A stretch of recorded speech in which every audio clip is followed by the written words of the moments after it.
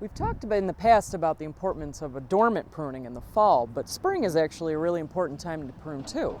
Yes, when you get into the what we call a spring blooming plants, like the rhododendrons especially, right after it blooms is a perfect time to prune. Okay. And where would you prune on here?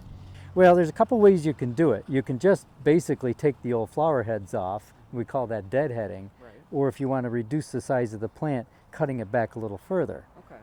Now, if you look really close, you'll see, at this stage, you see these little tiny buds that are back in the leaf axils. You can prune at any one of those and it'll grow from that point. Okay.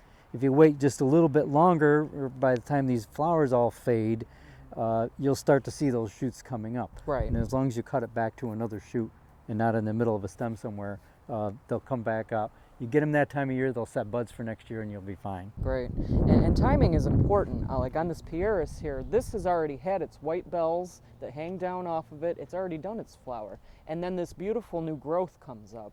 Yeah, so if you prune it at this point, it may be a little bit too late. Right. Okay. But the azaleas, lilac is another one that blooms on its last year's growth. So it's important to prune it right after bloom if you're going to. Okay. And this is a good time of year to cut out any dead that's in the shrub too, Yeah, right? early spring you see what died over the winter. Okay, so you can just snip that right back. Mm-hmm. So if you've got any question about how to prune spring blooming plants, or you would like a consultation, give us a call. Thank you for joining us. I'm Liz Snyder. And I'm Jim Hotelling, the home gardeners from Hillside Garden and Landscaping.